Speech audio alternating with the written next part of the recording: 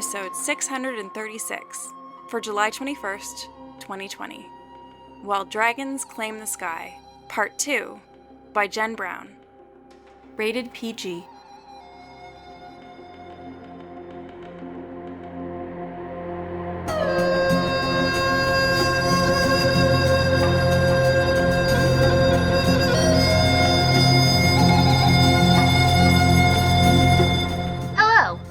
PodCastle. I'm Amelia Harrington.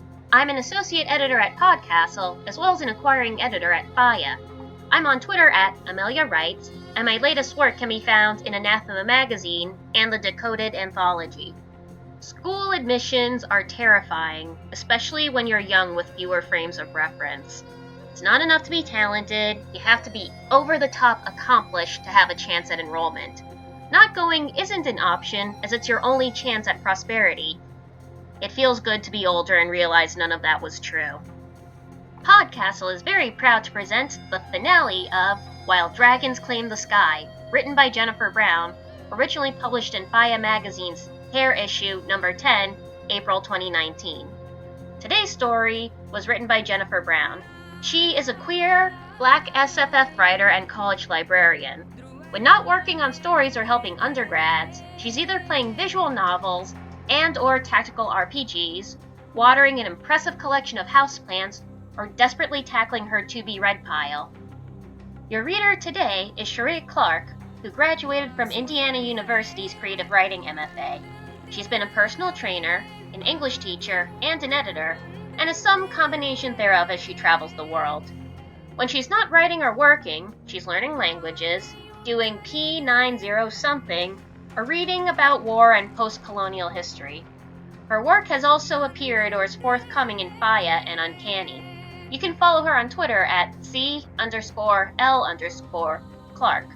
Wrap your armor in your textbooks and enjoy the story. While Dragons Claim the Sky, Part 2 by Jen Brown. Read for you by C.L. Clark. When marble cracks, it isn't loud, or at least not in the way I thought it'd be. Thera the Thrasher demonstrated this by cleaving her warhammer into the space where Myra lay moments ago. Instead of shattering, the veiny rock split with a squelch that came from sliding against itself, too dense to crumble, yet still capable of being broken. That rock face would have been Myra, had she not pitched away at the last second. Clambering up, she swayed gracelessly, swiping away the blood marring her chin. She could have been killed.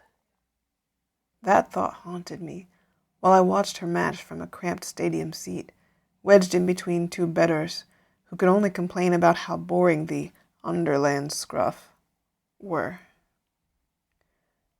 "How long?" I choked out to one man on my left. "How long have they been fighting?" I'd arrived minutes ago. "Half an hour," he grumbled. "A bissin shitless, isn't it already? Oh, really, here to see Geralt the Grand, am I right?" He elbowed my side just as Myra rolled from another of Thera's crushing blows, but this time her shield split, leaving her gasping for breath and clutching her side. I shot up, fighting nausea. Myra was losing. She might actually die here, among the uncaring skyfolk, before I'd gotten a chance to... "Finally!" screamed the woman on my right. With a deft foot sweep, Thera pinned Myra's weakened form with ease. Abandoning my seat, I practically vaulted the stadium stairs while the crowd roared anew. I had to get to her. Then everything shifted in the span of a blink. Thrusting sharply, Myra rammed her knee into Thera's spine. Off guard from the unexpected blow, Thera wobbled right into her grip, allowing Myra to slash up against the arm pinning her throat, then low as Thera staggered backward, her shin welling red. It was a game of quickness after that, one that ended with Myra smashing her mailed boot into Thera's chest plate. Despite tepid applause, Myra shouted when the Empress called it, laughed jogging to the preparatory tent as if her life hadn't been in danger, though when she saw me enter, her excitement dimmed. "There's the non-believer," Myra called loudly. "Convinced yet?" My lungs were still convulsing, breaths coming hurried. Convinced? You could have died. It's called a faint. Myra rolled her eyes, though the left one had already grown puffy. Anyway, shouldn't you be headed toward the cloud fairies by now? I deserved her ire, even if it stung. Not without apologizing. Though wash rags littered the competitor's tent, I tore cloth from my good trousers, pressed in close to hold it against the cuts peppering her chin. I'm so sorry, Myra, for judging you unfairly, for doubting you. Myra's jaw quivered, but she didn't back away. Fine. Apology done. You going now? No, I shot back, because I'm stronger than you think, and I'm not leaving until I find my way into the coif program. Something gentle flitted over Myra's features. She let me worry over her scrapes a while more before catching my wrists. Look, Omani, I was born with a shit back, but it never stopped me from skinning wolf wraiths tail to snout. Know why? Her lips curled back. Because of the herb gatherers they stole from us beneath swollen moons, or the sick ones they maimed just 'cause they couldn't lock their doors tight enough after dark. I fight because I believe in what I'm fighting for, just like Meridian taught me. Sun warm and kiss soft, her fingers burned against my wrists. So don't count me out again. A small smile lit her bruised face, and I won't underestimate you again either. It was a plea and a compact and hope bound up in one. I latched onto it with both hands. That night, I made dragon scales of my emotions, thrust everything I had into a belief in our ability to conjure dreams. After stuffing ourselves with cured meats and rich breads in the victor's tent, we retired to our lavishly decorated dorm room. By the time I'd fashioned her twists into a pompadour and flung her next wish into the world, this time, blessedly, about easing her back pain, I practically fainted onto our only feather bed, but not before telling her about my meeting with Professor Ames. Well, well. Myra sounded genuinely impressed, legs dangling off her side of the mattress. Good on you. Make her see what they'd be missing out on. I yawned. Oh, I intend to. We lay silent, lulled by the sound of temper mages netting sight threads to redirect strong winds every few minutes, until Myra cleared her throat. You know, I'll have real money if I win this, which I'll send back home, she added quickly. But if this college thing doesn't work out, it's money I can use for other stuff. Her eyes fixed mine in the darkness. Yeah? She returned. You could come along while I guard Kel. A real retainership, salaried and everything. Shivers prickled my skin as Myra's fingers grazed mine beneath the coverlet, as we hovered atop the precipice of a sudden, surprising want, one that stretched wide, strong enough to tremble us both. Then it morphed. I'd come here to scrub my family's debts away, the way Pop had always planned. Yet here I was, lying next to a fierce, unshakable girl, chasing wants my parents never could. We should rest, I whispered. Painfully, I withdrew from Myra, pressed my welling eyes into the pillow, so that she wouldn't catch me crumbling over the way dreams claimed the space in my head where family should have been. Professor Ames enjoyed her Girixian coffee black and scalding, dolloped with a bit of cream so that our cups matched my complexion. Is this a staple in your house? She asked, over shoulder, descending Kent's wooden stairs as if floating. My saucer clattered melodically, punctuating our steps. Sometimes. Mama likes to sell what's left to the merchers, but we keep a little for special occasions.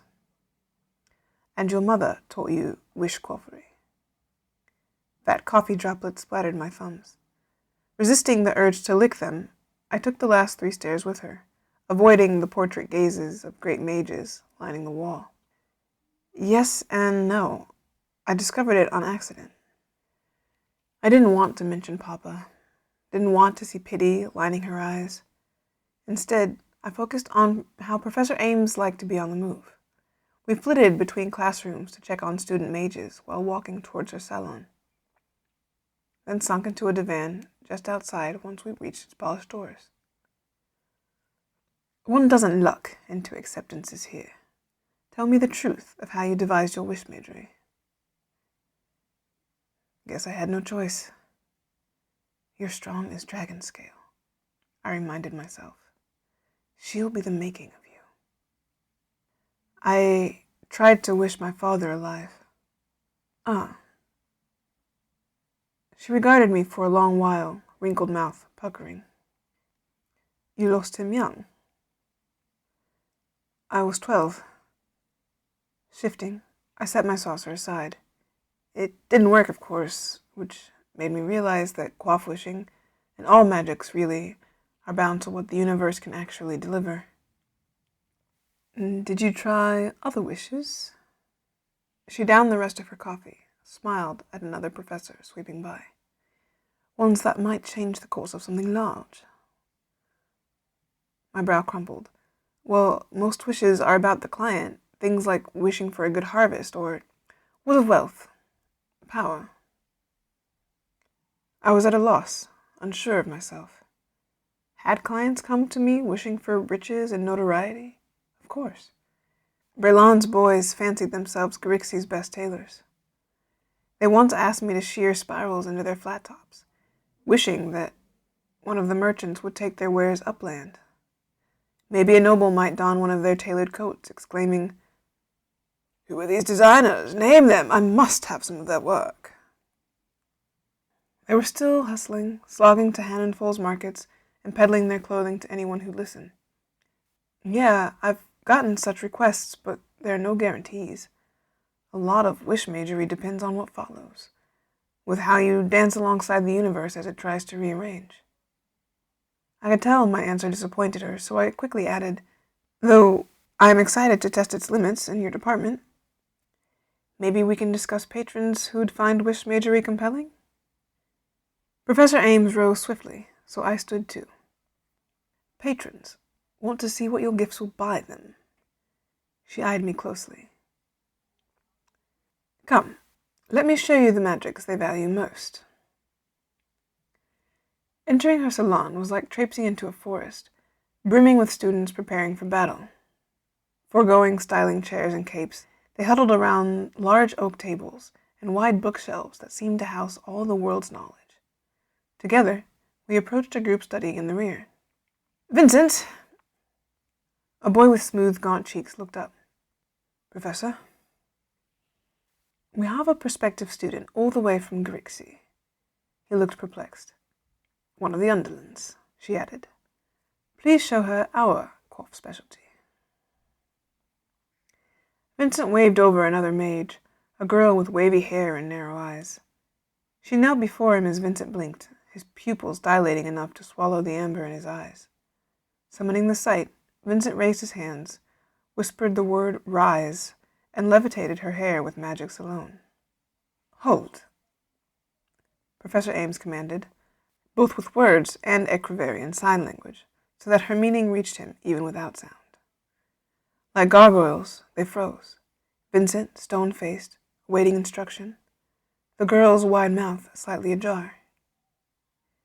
Fascinating. Pitching forward, I tried to predict his next move.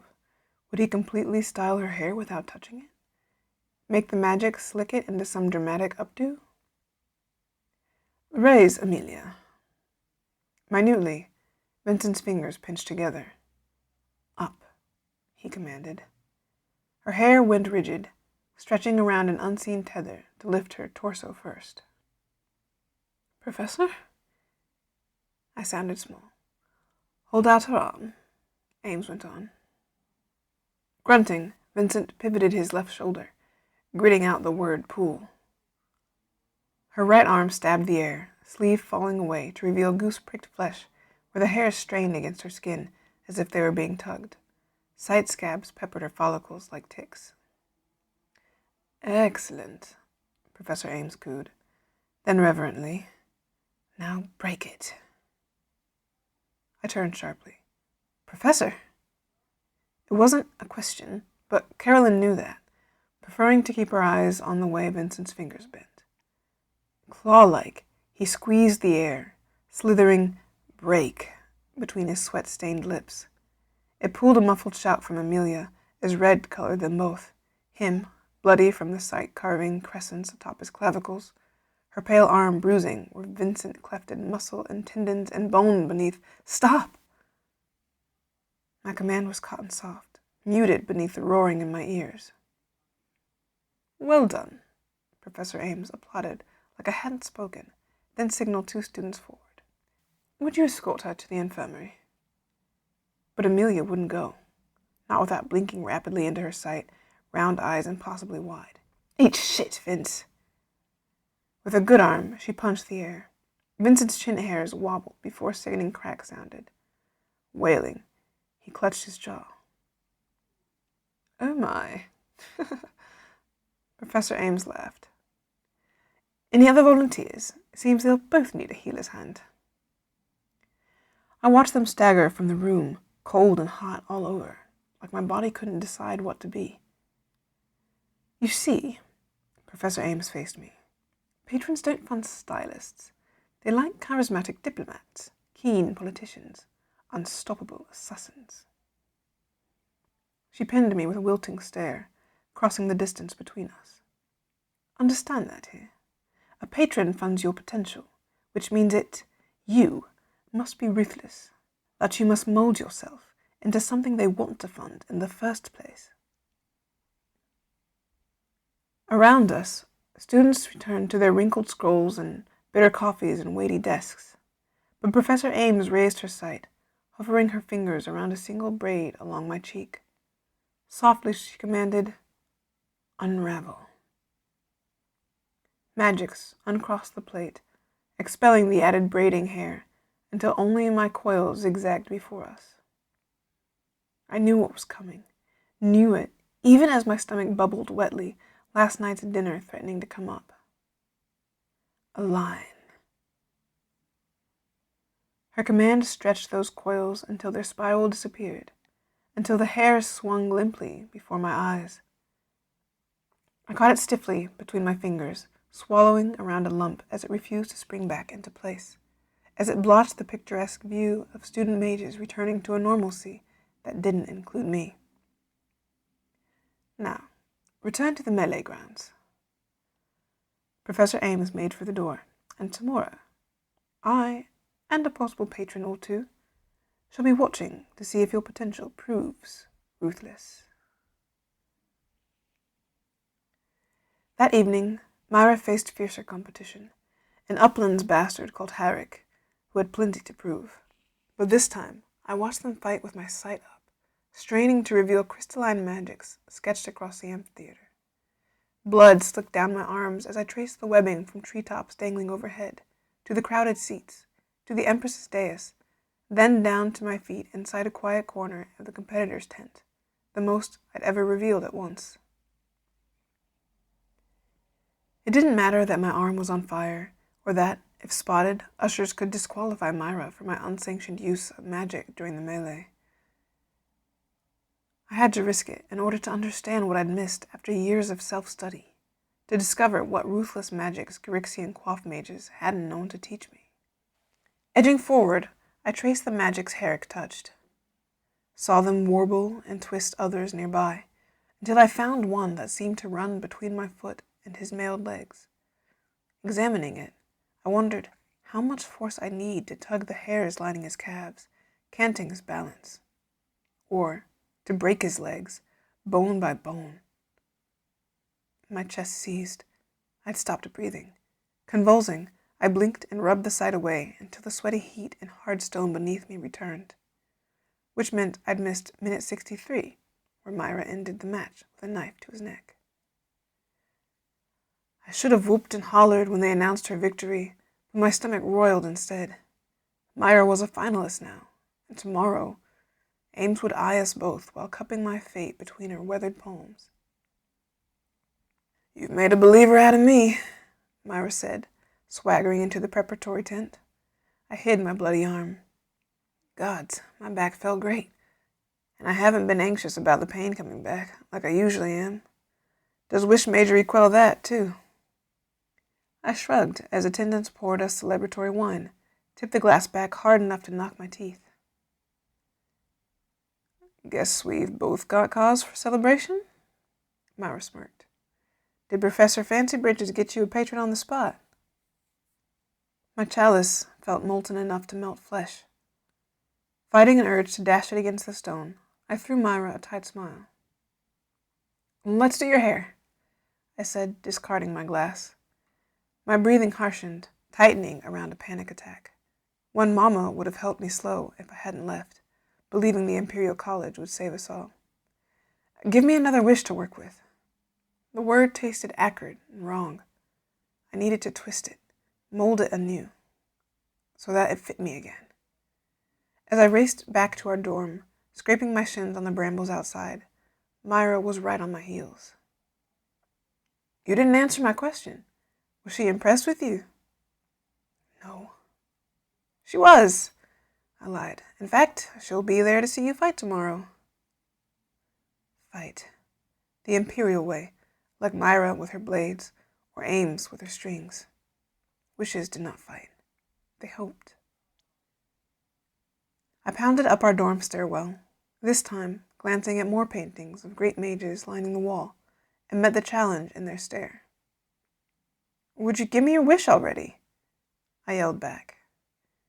Bounding up alongside me, Myra laughed, successfully deceived. Fine. It's a simple one this time. I wish that we get everything we want. After racing through our dorms, humming hallways, we fell through our door breathlessly. We're this close, Monty, Myra said, approaching the room's lone vanity mirror. I'm thinking... She squinted, letting her twist down. Don't hate me for this, but take 'em all out. I want it wild and loose, so the bastards all see me coming. Her wish was too broad for working with, but that didn't matter anymore. I unraveled each twist, wrapping her flowing coils in a silk square, and flung her last wish into the world, even as the sight reopened old scars along my neck, wounds that hadn't bled since I'd tried summoning Papa. Every gash felt like a betrayal, unstitching my resolve until old aches sprung free. So I made instruments of my agony. After Myra fell asleep, I kept my side up, planted myself before the vanity, and held my ashen arm before the mirror. I manipulated its long hairs without a wish to speak of, whispered commands well into the night until it was too dark to make out my reflection, until it was impossible to distinguish where pain ended and I began. Our final melee came under a bruised sky as we met Empress Troxrin on the college's wide athletic field. Wavering grassland stretched on for miles, accented by the rise and fall of sloping hillsides, marked with sigils denoting different magical sports. There would be no amphitheater this morning, no roaring crowd watching from the hovering mage stands, just 6 finalists waiting, while their retinue watched from the sidelines. Though she lacked an elevated dais, the Empress commanded authority in polished chainmail, while addressing a powerful cadre. College Chancellor Vihran, flanked by distinguished faculty like Professor Ames, magistrates from Ecrive's 6 provinces, sign language interpreters, in case college faculty were using their sight, a slew of important somebodies who might as well have been nobodies to me. Trusted colleagues, Troxrin intoned. Again and again, you've put your empire above yourselves, sacrificing everything to see it whole. Now it is time I show you the gift your patience bore. Nerves should have made slush of my veins as Troxrin began addressing Myra and her competitors. Instead, I blinked my sight on and off like flint striking stone, like playing my fingers over fire, ignoring the singe of it. Ready to strike, I sized up Myra's more foolish competitors, the ones who'd clearly thought all coif mages simple healers. I took in the exposed neck hairs of one burly finalist, and the armpits of another who stretched to get limber. Somehow, I'd interject, make a key move look like Myra's actions, but really be mine. Fighters, you must be wondering what stands between you and greatness. Myra fidgeted, hands poised on her daggers, eager to start as the Empress continued. You will be called upon to best one another soon enough. But first, you must face the Empire's greatest danger together. Professor Ames clasped her hands tightly, grim mouth twitching. When she caught me staring, she inclined her head, giving me her full attention. This year, my champion's bounty goes beyond banknotes and night ships. Troxrin approached, royal guards following. What you fight for now is the very survival of our empire, and all who walk it. An acrid smell drifted over us, just as Troxrin raised her gauntlet, signaling something above. Distant sight threads wavered, as dark sky galleons crested the field's western edge. Blinking out of my sight, I squinted through the haze. Chains dangled between the airships, hauling something massive, muzzled. The hell? Myra yelled. A captured realm dragon flailed within the chains. The iridescent creature's scales reflected sunlight and frost blues and fuchsia periwinkles, like a soap bubble bound against the skyline. Its muffled wailing increased as tethers gouged the fur tufting its belly, back, and snout. More rope dug into the membrane of its bat-like wings. Troxrin's cadre rose, gape-mouthed, as her warship settled it onto the field with a resounding thud. Comrades, competitors, the Empress called, I give you one of the dragon kind that deserted us. Cacophony erupted. Troxrin's senators cheered. Chancellor Vihran hustled forward, jowls trembling. What have you done? Empress, the old oaths! The dragon kind will come for us all! Professor Ames' perfect brows arched toward the heavens. Horses reared up against their handlers in fear. Wait, your majesty! Myra screamed around the dragon's muffled roars. That's Meridian. Meridian. The dragon who'd saved Kellen babes from soul-sucking wolf wraiths, who taught Myra's dad to hunt, and then Myra herself, who'd watched over Kel's plainsfolk for 3,000 years. Myra. Her name left me like a plea. I tried to make for her, but Troxrin's guards blocked my path. She's Kellene's realm dragon, Myra pleaded. She deserted her realm months ago, breaking the old oaths like all the rest of her kind. Troxrin cut in. I stumbled backward as the Empress suddenly unsheathed a wraith blade made from the very creatures Myra had kept at bay. Its icy surface matched her pallor. Competitors, how long have you lived in fear of dragon kind? I flinched against the cry of upland warriors who'd never known dragons, or the lakes they liked to drink from. Defeat this beast here and now, Troxrin commanded, and you'll have your night ship. You'll have my armies, too, and you'll march on dragons littering the eastern crag wilds before they know what's coming. Finalists charged with a collective battle cry. Troxrin signaled her mages. They trained levitating arrows on Meridian's writhing form. Myra wept openly as noble conquerors readied to annihilate her protector.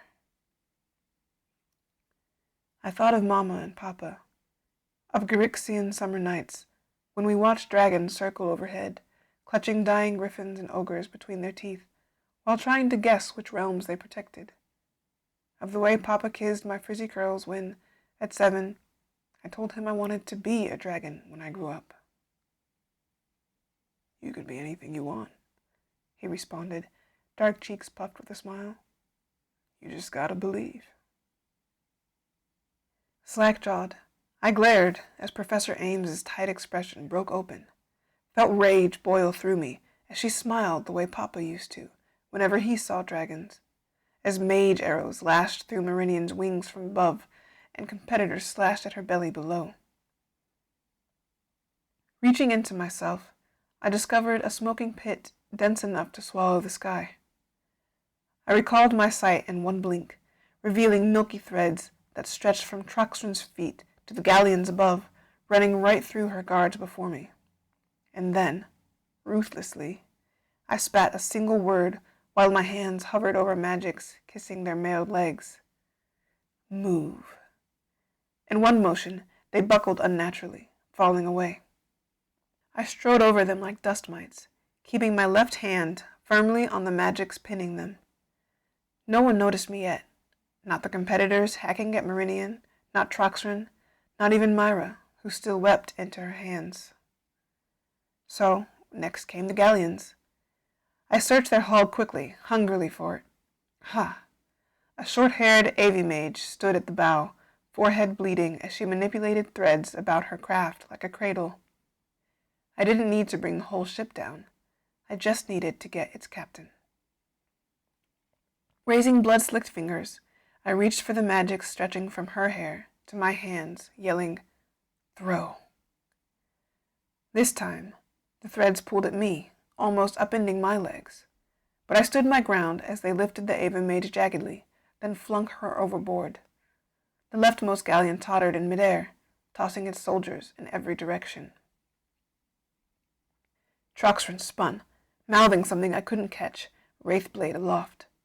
I hunted for the right galleon's captain, but the pinned guards quickly named me her adversary.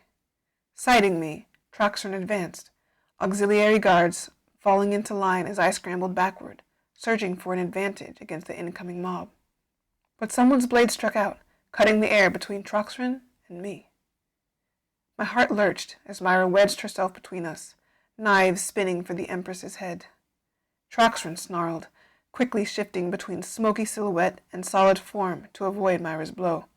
Her wraith blade pulsed with the effort, lending her its power. Troxrin thrust its full might toward Myra's torso. We wouldn't last like this, with the world bearing down on us. Casting around, I searched for another move, but the magics in my left hand suddenly severed, shearing painfully from my flesh as my fingers bent. I came out of my sight with a scream. Professor Ames bore down on me, hands curled like talons, tight-lipped snarl frozen in place. "So you would turn your ruthlessness against the Empire?" Though chaos raged everywhere, I smiled. Finally, I understood my place. "No. I'm shaping it into something my parents would be proud of." Summoning strength that Mama and Papa and Nanu helped me tend, I called back my sight, even as Professor Ames fought for control of my body, as Myra failed to hit Troxrin, whose wraith blade made landing blows impossible. I peered past all of it, out to the magic surrounding Meridian's chains and muzzle. I counted every thread touching her fur in my mind's eye.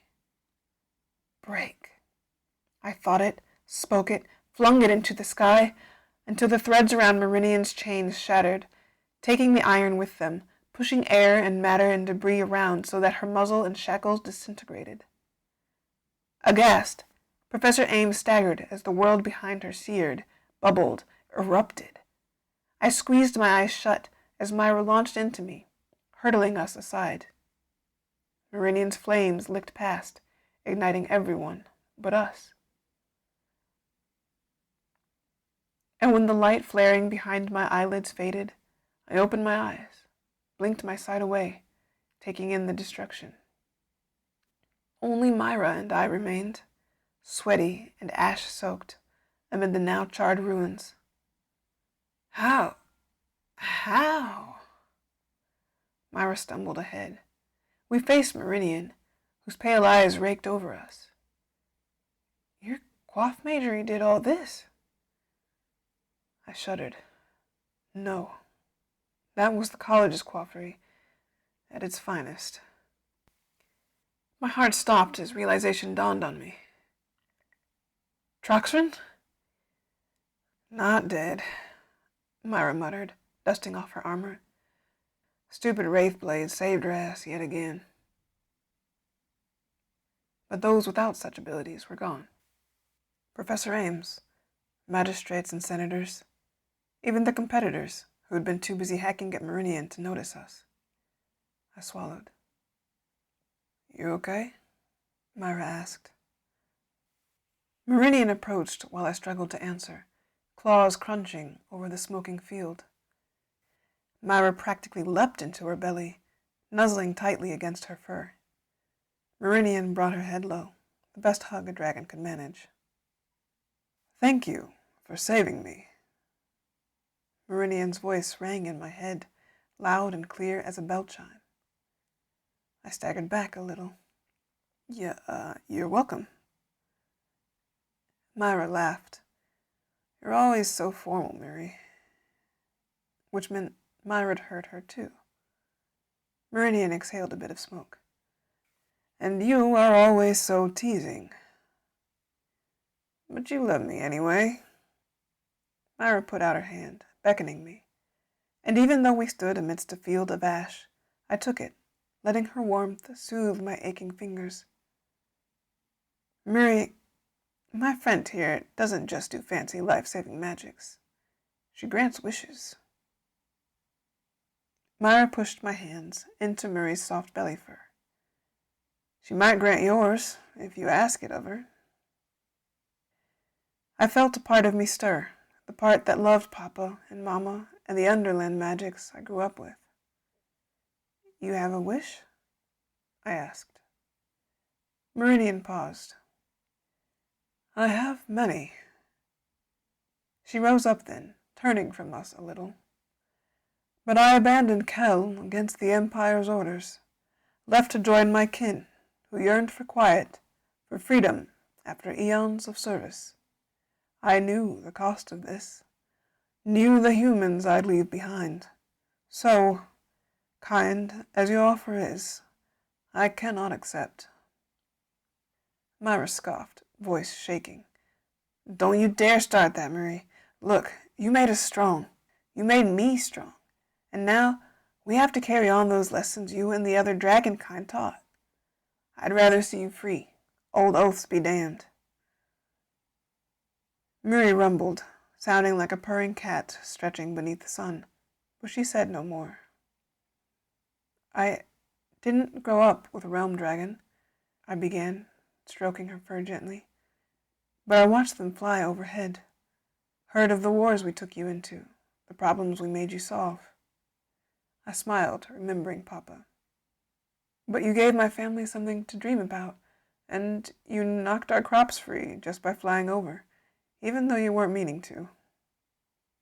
Murray laughed in my mind, the sound coming like waves breaking against a moonlit cliff. Who said we weren't trying to do just that? Then you were always thinking of us, I grinned. Now it's time to think of yourselves, so I'll ask again. You have a wish, yes? Far off, Ekreve's emergency sirens wailed. Soon, Troxrin would bring her armies, would scour uplands and lowlands alike for those who stole her victory.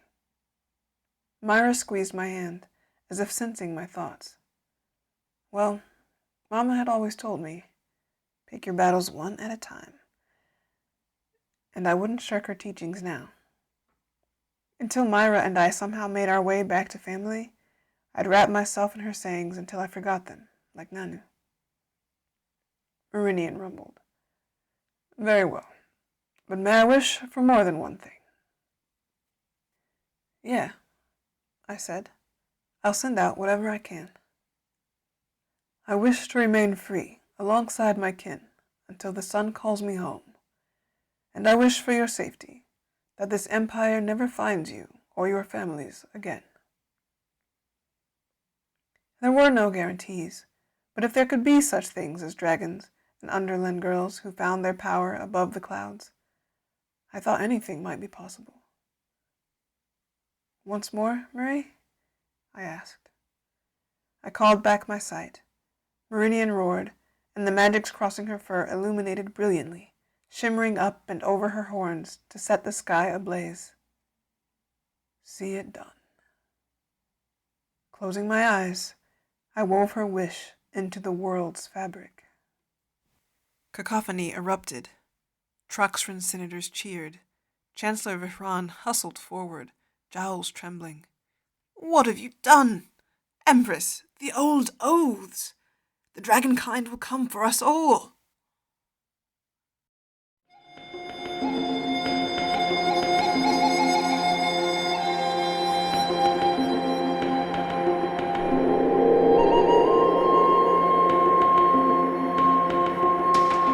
And welcome back! It's not enough to do the right thing. You have to determine what right is, whether it's in your gut, what other people think, or something else altogether. The answer is only clear sometimes. That was our show for this week. On behalf of everyone at PodCastle, thanks for letting us share another story with you. Be sure to share it with your friends, hit us up on social media, and if you'd like to show some extra love, head to patreon.com/EAPodcast for special events, bonus episodes, and PodCastle appearances in the wild. We'll be back next week with another tale. Until then, this is Amelia, reminding you to be kind to dragons.